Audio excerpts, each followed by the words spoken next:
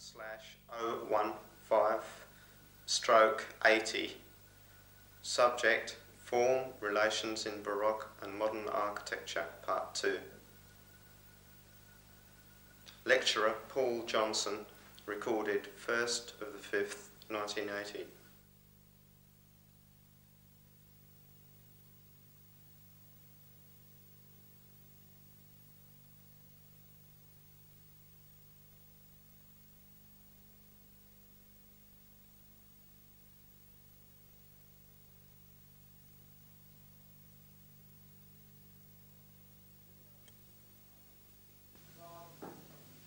Sydney architect Harry Seidler was appointed visiting professor in architecture at the University of New South Wales for the first semester of 1980. He was born in Vienna in 1923. After studies in England, he graduated from the University of Manitoba in Canada. Later, he did postgraduate work at Harvard University under the founder of the Bauhaus, Walter Gropius, and studied design under the painter, Joseph Albers.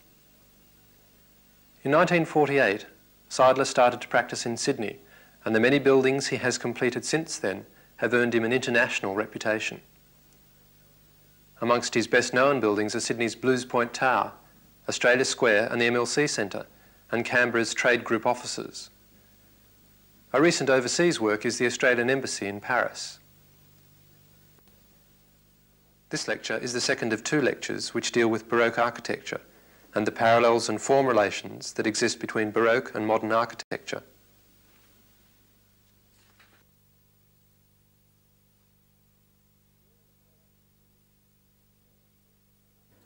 During the first of these talks on the Baroque and its form relations with the tendencies in modern architecture, I stressed the drive toward innovation in both periods.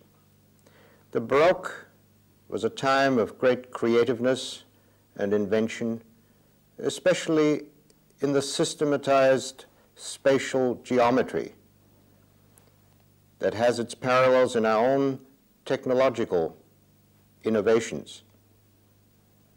The materials and a system geometry which is born out of these, which are our considerations. Now, so far, I've dealt with largely orthogonal or two-dimensional manifestations in both eras. We talked and saw the geometries of the quadrant, which occurs in both periods, the oppositional forms and symmetrical curves that occur as much in the 17th century as they do in the work of some modern architects and modern painters. Lastly, I pointed out that the intuitive and really the beginnings of rational investigations of structures produced some interlocking rib forms in the Baroque, which have their parallels not only with our own structures of that kind, but they have become really the hallmark of much of the work of well-known modern architects as well as modern structural engineers such as Nervi. Now today I would like to expand this particular theme into more complex manifestations of three-dimensional structures which occur in the two eras and which are quite fascinatingly parallel. Now these devices were first employed by Borromini in Rome, and they were later on taken up and expanded by a man who learned a great deal from him and who was influenced by him, and that's the German Balthasar Neumann in Germany. Now, I believe that historians have not dealt with this subject adequately. I believe too little is known and has been investigated about the first use of reinforced masonry, or almost a kind of reinforced concrete, which was employed at the time. Now here we have a building that is in the same complex in which we saw some more or less two-dimensional interlocking ribs. It is the College of Propaganda Fide in Rome, built by Borromini in the middle of the 17th century. Now, what is unique in this, I believe, are the arch forms. Not only is the building devoid of any corner support. This is a hall used by the abbot, more or less rectangular space, but it has no corner support for its circular, almost like a keystone vault, which is supported by these 4 corner arches, and in fact more really, taking in the longitudinal ones as well. But what is remarkable about these arches is the way they turn their faces from an almost horizontal surface here through space, through a complex geometry, into a vertical face naturally leading down into the support. Similarly here, we find one that is orthogonal to the plan shape and twists through space to become horizontal in order to offer the greatest support to this central elliptical form which forms the ceiling itself. Now, this way of dealing with three-dimensional forms to resist stresses in structures is unique in the history of architecture. And it was brought to really quite remarkable proportions in this church by Balthasar Neumann, built in the early 18th century, about 1730 or so it was designed, and it is a church that just defies all rules until then in force in the way of classical good behavior, one might say, in design, because it employs not only new structural means but also entirely different kind of spatial concepts and geometries in the way the plan form is arranged. What happens in the plan is that its external surface is essentially orthogonal. It's quite a simple, apparently rectangular form of the main nave. But internally it consists of elliptical vaults which interlock and lean against each other, and especially at the crossing, or as in German they call the Vierung, the meeting of the 4, of these 4 main dome-like shapes. And what happens at their intersection is as remarkable as the early attempts of Borromini to come to grips with this problem. Because what Neumann does is that he takes the lines of these stress lines of the vaults and meets them in a unique way. The church is in the middle of the countryside in northeastern Germany. The exterior is not as prepossessing as all that. I don't believe it's as remarkable as the things that happen on its interior. It has 2 high towers, and its external architecture is fairly typical of northern German Baroque. But on the inside is where the remarkable things happen. Here we see the beginning of this, the main Vierung, the meeting of these vault forms in the center, and what we really have are 4 variously shaped spherical and ellipsoid vaults meeting with the binding arches formed into warped planes.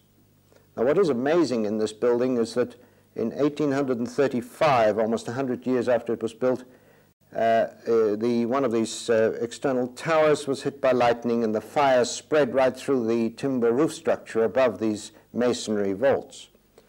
It made it burn out completely, and the roof collapsed onto these vaults, causing absolutely no damage at all to these structures. In fact, including the frescoes, which remain intact to this day, although they had been overpainted in the early part of the 20th century. Now, that is quite astonishing, because normally masonry structure subjected to such intense heat as would have been caused by such a fire would have collapsed.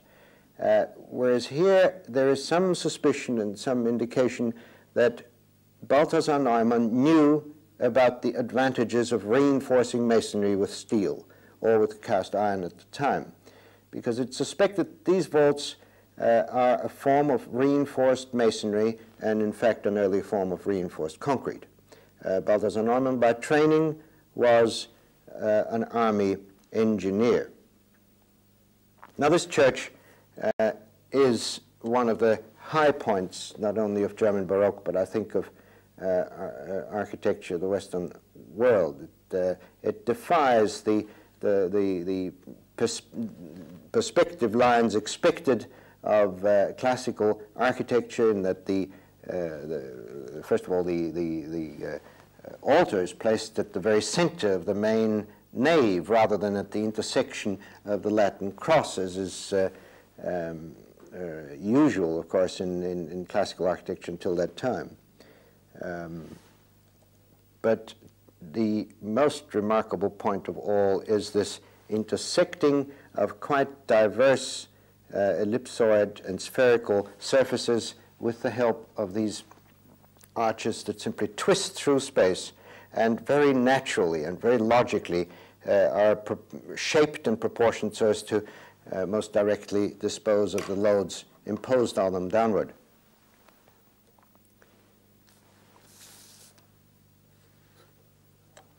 There can be no doubt that modern structural engineers such as Nervi employed very similar techniques in our own time, because in this support for the cathedral in San Francisco, a reinforced concrete structure carrying vast hyperboloid intersecting vault forms above, but the stresses and strains come down into the support and are resolved by a similar technique of twisting the receiving of the load into the abutment of the foundation by resorting to the same kind of warped planes as the Baroque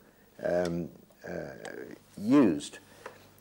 In another church by Balthasar Neumann, which is really the palace chapel in Würzburg, another comparable way of even more complex forms of spheroid roof forms are intersecting with binding arches of a similar nature. Here's a detail of those, and to describe and fully appreciate the geometry it would be quite a task. It is utterly complex and gives evidence of the remarkable command over spatial geometry and calculus that was held at that time, but especially by people of this kind. And again, in modern architecture, here's a column that undergoes a turn as it rises, a column support for a very tall building, MLC in Sydney, and it is the same kind of reason for turning an element from orthogonal plane of the plan to an outward turning form at its support. And this building for Hong Kong, which has to resist great wind loads, a high-rise building, the same kind of twisting surface of an undulating cross-section in plan can be seen, and that it's S-shaped here, moving away and having a lesser moment of inertia than at the base, where that same S-shaped form moves outward to inward, a very dramatized and obviously logical way of resisting such stresses. Breuer, an architect who has used these techniques consciously or otherwise in this church in Muskegon, twisted the whole side of the church in order to give quite a thin-walled, large volume, incredible strength and stiffness, without resorting to conventional frame structure of any kind. It's the actual surface becomes immensely rigid by transforming a trapezoidal roof form at the top into a rectangular base. And these are tendencies, I think, that are undoubtedly parallel. They may be more analytic in our age, but I would give a lot of the benefit of the doubt to Baroque architects and not underestimate the amount that they understood about the way stresses and structures behave. Here is another form of this same tendency of, in the Australian Embassy in Paris, of picking up a curved load from a facade of an 8-story building above it and transposing that load by means of hyperboloid surfaces into wind-resisting base abutments and undergoing the same kind of twisting geometry to achieve that end. Now, we have talked about free form parallels that exist in the Baroque as well as our own time. And I think a starting point might well be, as so often is the case in the Baroque, with its main figure, and that's Borromini. Here in the Church of St. Carlo in Quattrofontana, there is that same free form pulsation of forms that move inward and outward, the curve and its counter-curve experienced in the facade and in these front steps. Now, these forms have been used by architects throughout the Baroque period with an increasing frequency as time went on. Here's the German Baroque Hildebrand in the Belvedere in Vienna, having again these opposing curved forms of quite an irregular nature. And in the Zwinger Palace in Dresden, which has been rebuilt after its demolition during the Second World War, the same forms occur again. In a very beautiful building outside of Bath in England, the Prior Park shows up a staircase that recalls these same elements in a three-dimensional way, not only the structurally twisting forms, but this pulsating curve against counter-curve. And when one sees this stair in both ways, moving up and moving down, it is really an element in motion, as much as one can draw the parallel undoubtedly to the work of Corbusier, where his forms in the proposal for Algiers of the early 1930s employ such forms that are undoubtedly very, very similar in content. The one man who has probably excelled more than most modern architects in the use of curved form, Oscar Niemeyer in Brazil, in his design for the Bourse, for the stock exchange in Rio de Janeiro, its large hall employs a similar geometry. You can see the form here of, again, the S shape, both its positive and its negative in the cross-section of the building, undoubtedly employing that kind of geometry, which, when one compares that with Dietzenhofer's church in Prague, St. Nicholas, quite magnificent curvilinearity in the back of the organ loft, as well as in the mezzanine rails generally that are employed in that building. Although one may often say that such undulating forms have been used in a decorative way, both in the Baroque and in our time, it's not only Le Corbusier and Niemeyer that used them. One can find such shapes appearing in many modern architects' work, such as Haydock, Sterling, Isozaki in Japan, Gwathmey Siegel in New York, and Richard Meyer. They have all employed these forms, but essentially in a decorative way. To my mind, these forms, if used, and if found to have some validity in our time visually, they gain so much more by becoming immeasurably increased in value. If at the same time and simultaneously as being chosen for their visual worth, they are also based on some geometric cum structural system, that is both the geometry and a structural system that is based on some kind of system.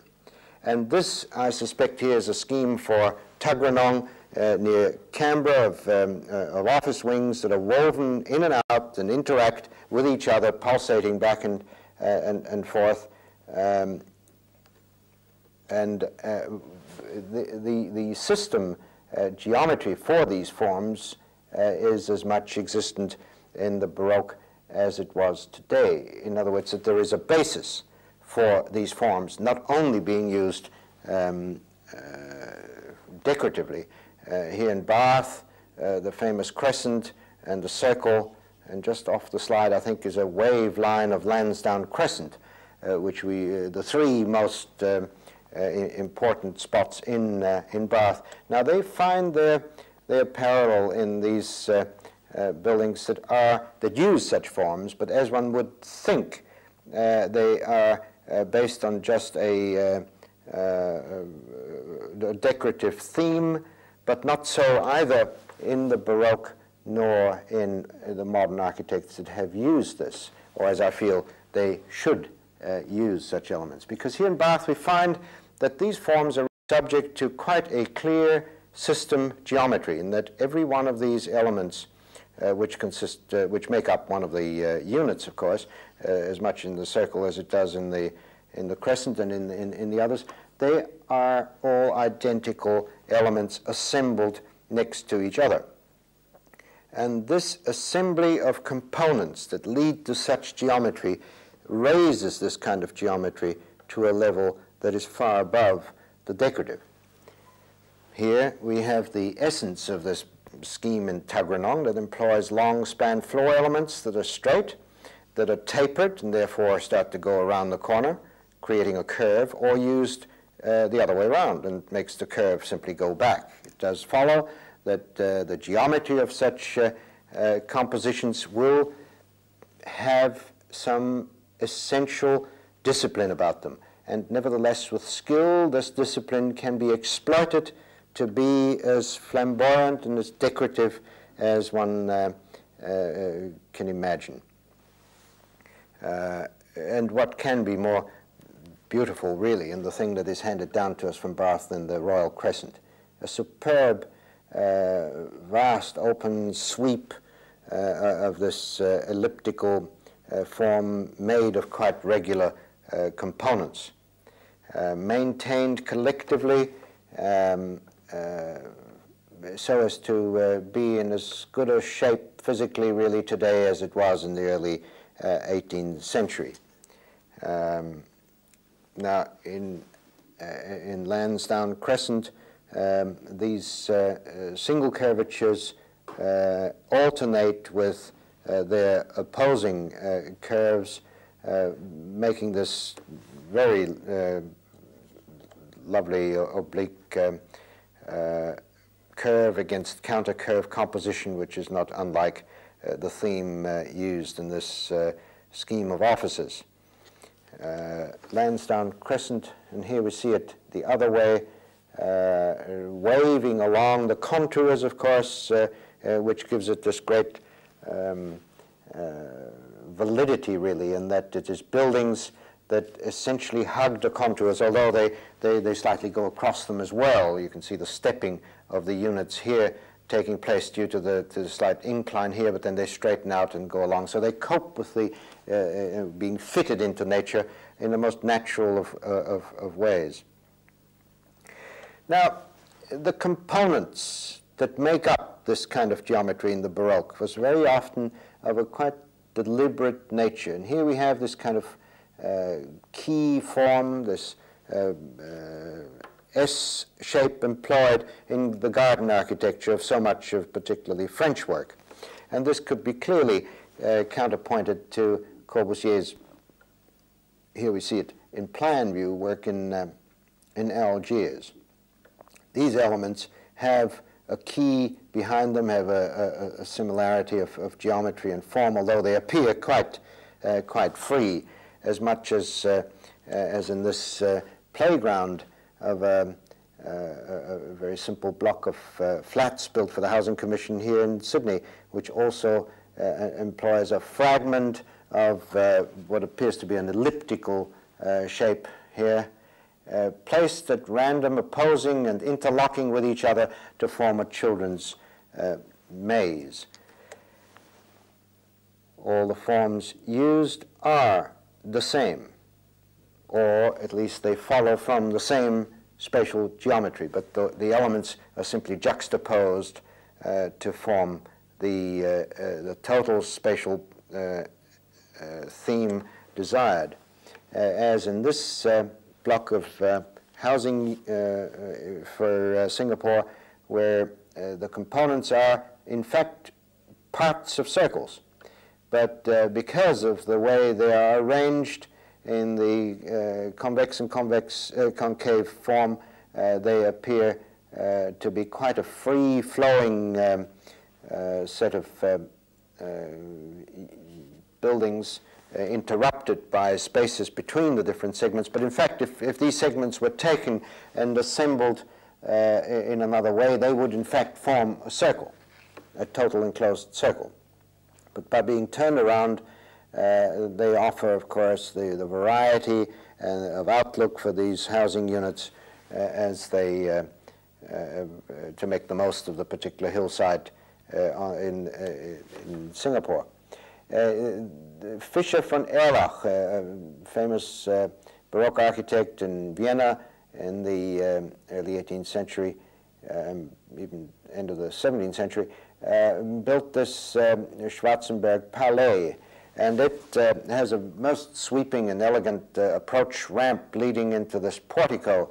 And who could argue or deny the fact that this American architect, well-known architect, Paul Rudolph, wasn't in some way influenced by that kind of design and architecture, and giving a stepped ramp approach to a building outside New York, a very, very similar configuration. The Zwinger we have mentioned before in Dresden, one of the late Baroque buildings of quite astounding proportions and geometry, quite almost indescribable in its complexity. How this was ever reconstructed remains one of the magic questions, really, of modern history. It's quite unbelievable that they were able to rebuild this palace out of the small fragments into which it must have been blown by bombers in the Second World War. But nevertheless, it is almost like new now, and we see,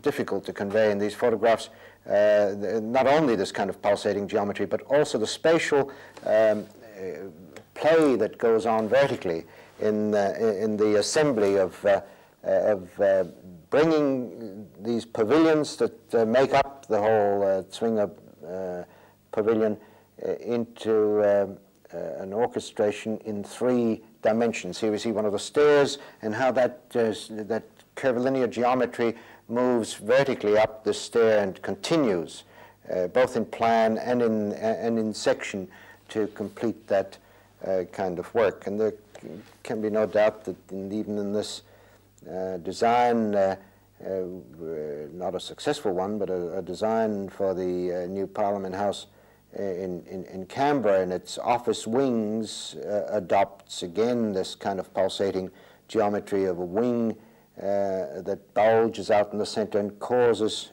light and shadow to be played on its surfaces, very similar to the buildings we have just seen. And here, in fact, the 2 concave surfaces, irregular, but their own mirror image in this instance, adding richness to the same theme. Marcel Breuer, an architect who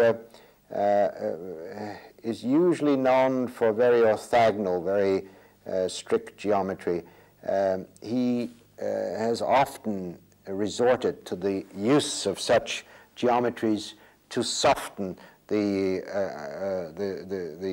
theme of the rest of the building. Here we can see quite an orthogonal arrangement of the confining walls of that which forms really the spatial pattern of a small structure.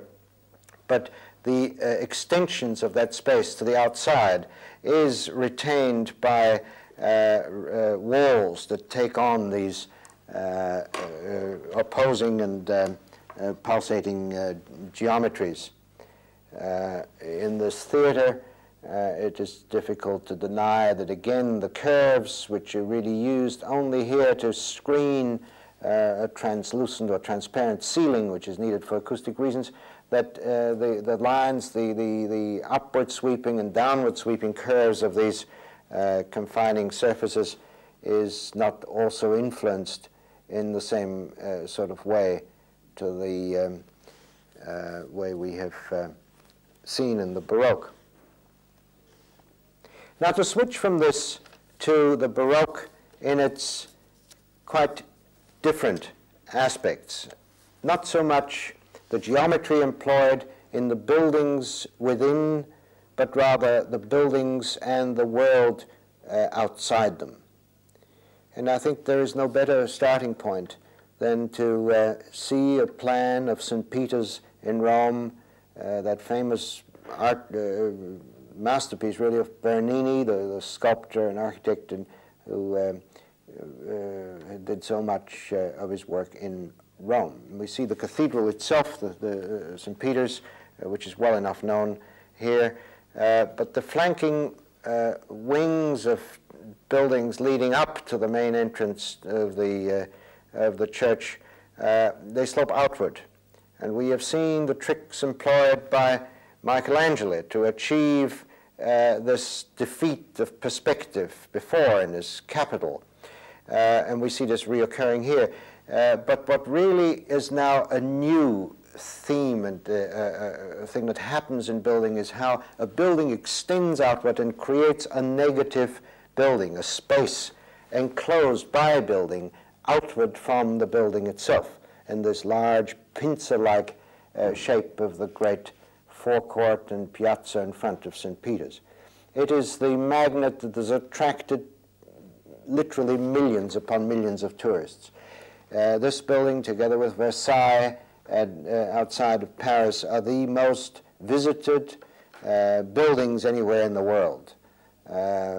Countless busloads by the day, by the hour, bring people to marvel at this superb spectacle of Baroque architecture and the outdoor space that it suddenly has learned to create in the 17th century. The preoccupation with what this kind of space can do, both horizontally in plan and in this case also vertically, is evidenced also in the Spanish steps in Rome. Built in the early 18th century, these steps give access to a great level difference between two major parts of Rome. In this early lithograph, we see the huge distance that a pedestrian has to traverse to get from one to the other. But the way adopted to make this more palatable, less painful to climb all this way, is by the route that the pedestrian is forced to take. This gyration of being forced to go up along a curve, then turn sideways, then back again and up again. In other words, it isn't just the most awful thing to have to climb a flight of stairs from there to there, but your route is made quite delightful. And here's a point of pause, sometimes a sculpture, a fountain, and then you go sideways and you curve around another mean, and so on. It goes up and up like that until you reach the top. And by the kind of almost theatrical theme that you're subjected to on the way, I think the pain of having to climb up such a distance is quite reduced. But probably no one other than the French really knew how to cope with external geometry, that is, the spaces outside buildings as they have done in some of their chateaus and buildings outside of Paris and in other parts of France, for that matter. Now, the French have always had a characteristic love of drama and of the theater, and that has given the world some of the most stunning man-made scenery that literally took it upon itself to outdo nature at its own game. In this aerial view of a park of Vaux-le-Vicomte, what comes into focus is really the aristocracy in France's edicts, such as can be only summarized by Louis XIV's famous saying, "L'État, c'est moi," I am the state. And he proceeded to make this tangible with the help of men such as Le Nôtre, the famous garden architect, and his architect Le Vaux, both of whom were employed in the construction of this chateau of Vaux-le-Vicomte. And one might think, seeing it from the air, that this is really a two-dimensional pattern, which would not really be as fully evident from the ground as it might be from the air. But the skill of Le Nôtre, I think, comes to the fore in this, one of his first and really most remarkable achievement at Vaux-le-Vicomte, is the fact that you do see these patterns by the way the landscape has been molded in a vertical dimension. On high ground here, one looks toward the chateau, but you are aware that that you can, in fact, see this magnificent garden layout stretched out below you. Looking the other way, it similarly is made quite evident, as in this early lithograph, of the fact that there's quite a substantial vertical dimension exists between water cascading down, forming this cross-axis of a lake, and that it isn't only pattern making in two dimensions, but highly skilled. And here's the same picture, really, in reality, of these cascading fountains here, leading onto that cross line of water that cuts through the landscape. The two architects, both the architect and the landscape architect employed in this building, of course, have a very sad history to this building, because Fouquet, the owner, who commissioned this work from these two men, was Treasurer of France, and Louis XIV, when he came to the housewarming party, which apparently was held for some 6,000 people, he stomped around in fury and said, "How dare this man, steal from the coffers of the state of France," as probably he must have done to afford such a thing. But he quite viciously locked up the chateau the day after the opening, threw Fouquet into jail, who was then thereupon visited very loyally by his two architects, both Le Nôtre and Le Vaux, remained as his friends to their great patron. Of course, Louis XIV said, "Now you two fellows have done this for Fouquet, but you're going to now work for me, and you're going to do it bigger, and you're going to do it better." The end result of which was, of course, Versailles. It is bigger, but it is very much doubted by historians whether it's better. But before we look at Versailles, let us just see the sequence of external spaces characteristic to the Baroque, and before we start looking at our own time and what it has done, in this first instance of urban spaces, the first one being at Nantes. Nantes in eastern France, the center for another kingdom in the old days, has one large square, another rectangular long urban space, which then again through arches and openings opens onto a curvilinear, elliptical kind of space before finally one arrives at the palace. And this sequence of spaces, as they occur in the focal point is what is so remarkable and so new, really, at that time, in the way spatial concepts were employed to mold external space, not so much as buildings within. And Nancy's main Stanisław Square, one can see here, crossed by two parallel axes. We go through an archway. We're forced to go through quite a narrow opening, see another view into a long court planted and flanked by other buildings, to then go through another set of openings which give upon this elliptical curvilinear space. In Paris itself, the Place Vendôme is a fine example, again, of the making of urban spaces. They're as exciting and as really the things that make that city, as well as many others, more almost than the buildings that flank them. The buildings tend to be fairly bland and subservient to the main theme of producing such a magnificent urban setting as that square. The combination of those squares, no doubt, in Paris is, of course, Place de la Concorde, this gigantic space at the very foot of the Champs-Élysées, which leads up from its focal point, the famous obelisk, to the left, and we can see the Madeleine, another focal point along this axis through the buildings that flank it on either side. An absolutely superb and stupendously huge endeavor, and I think hard to ever compare to anything in our own time. The activities of the aristocracy in France, who engaged in not only the building of chateaux but of urban spaces, was of course aimed to be copied by almost all the aristocracy of Europe. And here, in an early drawing of the Schönbrunn outside Vienna, one can see the kind of uses these buildings are probably put to. That is, enormous undertaking of entertainment, horse riding, of cavalry displays, and whatever the entertainment might have been in those times that would tempt the aristocracy to while their time away. Here's Schönbrunn and its axes and its layout as we see it today, done by Fischer von Erlach.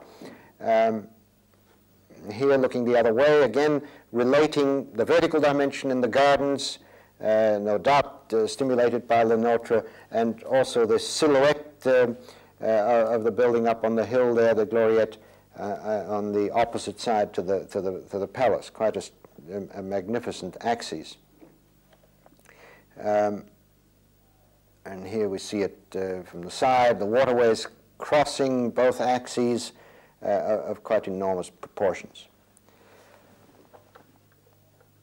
Prince Eugene of Vienna was compensated or paid for his troubles of being victorious and leading Austria's armies against the Turks by being donated this magnificent Belvedere Palace in Vienna, which we can see at the top of this hill, and it leads downward in almost a continuous slope, interrupted by some cascades of waterfalls and ponds and so on, but leading, different to the French theme, almost entirely downward. But when we look down, we see the reason why, because it simply uses the garden design as a foreground, almost like a theatrical foreground, to seeing the domes of the city, churches in the background, the whole theme of the city. A most dramatic and theatrical disposition of a garden that one can possibly imagine.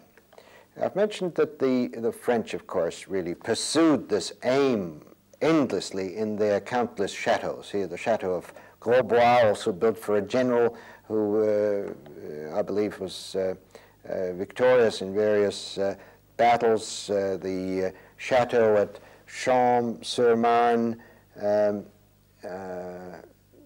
quite enormous extensions into the landscape. And here the rather late and delightful chateau in the Loire called Cheverny.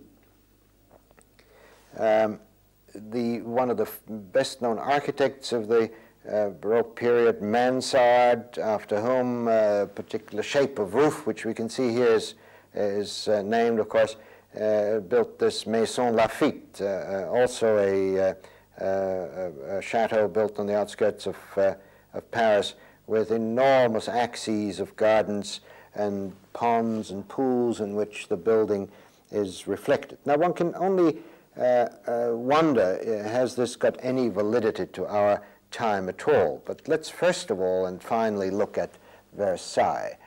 And here again one can see the kind of use to which it was imagined to be put at the time. Here's the forecourt of the chateau, which is still there in that form today, and this immense axis leading into virtually infinity. And you can see the thousands of people that throng around for the particular occasion that may have been planned by the aristocracy to entertain them. And here the axis leading on various levels, done by Le Nôtre, into the distance. And from any one point, one can always see in both directions a vertical disposition of what appear to be really quite two-dimensional patterns only. On the interior, as much as on the outside, the dimensions are just superhuman. Here we see the palace as it extends into the main pond on the garden side, scattered with marvelous statues and landscaping that subdues nature to the service of man or his concept of design by tailor-making it to the geometric forms envisaged at the time. When it comes to the interior of these spaces, that same proportion or gargantuan proportions persists. And here the famous Hall of Mirrors, the only use to which in modern times that has been put, as far as most people know, is of course the signing of the Versailles Treaty. It seems an appropriate place to do that for that kind of event.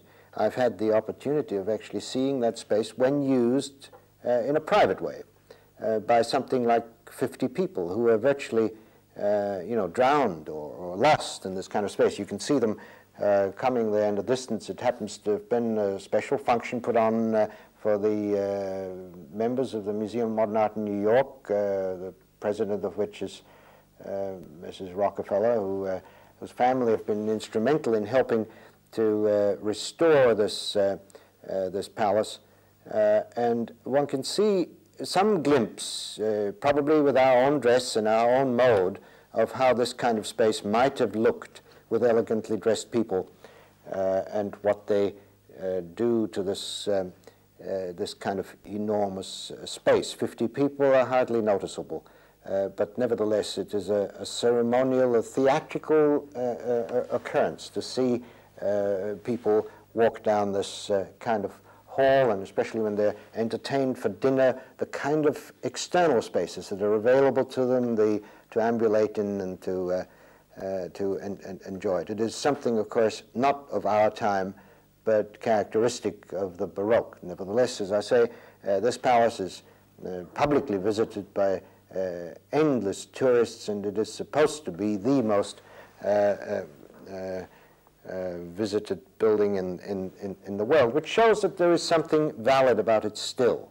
There is something in us as much as it would have been in the Tsar Peter, who built this, which is said to be the largest square anywhere in the world, the place in front of Leningrad, in front of the Hermitage, his palace. It's the largest open space surrounded by building, created by buildings. We see here the Rastrelli's palace, and the way this area looks as seen from the Hermitage palace itself. Those tiny dots on the landscape are in fact huge tourist buses, and that gives some scale to this enormous space. Now, what is there in our time that can in any way compare itself to these kind of spaces? And we find that those that are worth looking at all have, as much during the Baroque as in our own time, been commissioned by private individuals not so much private, maybe public, but individuals. They were not the result of committee decisions. I mention this because I have a great belief in the fact that great artworks emanate where individuals act, individuals of substantial power and influence. There was one man responsible for the design of Brasilia, which is the capital of Brazil, to the design of one man, Lucio Costa, and the architect who built most buildings, and that's Oscar Niemeyer. And we see an axis here between the Parliament leading up to a focal point at the crossing of this wing-shaped axis, and these sort of dimensions are Versailles in extent. Whatever else one may think about Brasilia, it is unique in its single-mindedness in the way it placed buildings along and produced such a vista. It is much maligned. People don't like it. They say it is barren, but it is, of course, still in construction. I only saw it a couple of years ago. The silhouette of the Parliament House in the distance is as remarkable as any. One could say less about the ministerial buildings that flank either side, but nevertheless, I think here's a single-minded approach to the problem of creating a monumental setting for the seat of government, which is not to be taken too lightly. I think one that undoubtedly outdoes Brasilia in aesthetic terms and of comparable proportions is Corbusier's Chandigarh, especially the design of the Capitol buildings, which are the main Secretariat, the Parliament House, and the High Court. Unfortunately, the things in between have never been built, the Governor's Palace and the open hand sculpture and so on, and the various things that were to go on. This town, this whole city, was commissioned personally, again, by Nehru. Nehru picked Corbusier to do this building, the building of the Capitol, but also design the whole complex. And the dimensions are Baroque in extent. They are quite enormous. We have a parliament, we have the Secretariat, and the distance at which these buildings are viewed is most dramatic, of course, but one really wonders whether the intervening or the elements that are really needed to make such a building be operative at all on a human scale should not by necessity be filled in rather than simply remaining there almost as giant sculptures standing in space. Here we see a somewhat more palatable relationship of two structures, the famous portico of the Parliament House, and seen through it the Secretariat building. And here there is some relationship between the forms and the architecture. But this really comes down to our own time's concern about urban spaces. And I believe that the gargantuan proportions have to be taken somewhat with great caution in our time, because here in Albury, Wodonga, an attempt has been made to produce sizes of urban spaces that are far more on the human scale and related in such a way that people can really get the maximum effect of dramatic interaction between narrow spaces, the narrowing, the widening through a gap, then the bursting open of a space, then the narrowing again, which is had been done, of course, in Baroque times, but on a far bigger scale. In our own time, in Canberra, of course, there is an axis which has been handed to us by the design of this town from its capital, of absolutely Baroque proportions out to the War Memorial of some 2 miles or 2 kilometers, whatever it may be, but enormous in extent. And this is extremely difficult to cope with, and as we know, the design of the Parliament House crowning this very concept of placing such a building at the peak of this circular Capitol Hill demands a concept of design with converging axes that is quite positively Baroque in extent. And the spaces that result from it undoubtedly are by necessity or by definition of the kind of the 17th century. You know, these kind of leading up to a building is a most theatrically dramatic thing. But that, not so much by the building, but imposed by the plan of the town, is where it comes. To end up, I would like to show something of the other part of the world which is very rarely connected with the Baroque. Although much of the work done at the Imperial Palace in Peking happened during the Baroque period. Here's Tiananmen Square outside the Forbidden City, but when we come into the Forbidden City, we again see spaces of this proportion which really make one believe that Marco Polo's routes were traveled more frequently probably than we anticipate, because of the interaction that must have inevitably existed for people to conceive of such enormous spaces both in the east as well as in the west. We saw it in the summer, and here's the same kind of space seen in the winter. Quite a stupendously beautiful arrangement of buildings, silhouettes, and open spaces. And what fascinates me most around the in that area is the reoccurrence of that Baroque curve in the front of the palace. How that would have traveled as far as the Far East is hard to anticipate. Now, in conclusion, I would like to say something about the Baroque in general. The Baroque has been called the last great creative and innovative period before our own. There have only been revival periods in between us. But the visual parallels I've pointed out, they may well be coincidental. But the fact remains that both eras were born of fresh thought. And as with all innovation, it is of relevance for us to observe and enjoy the fascinating overlap of the spatial as well as the geometric tendencies of both times.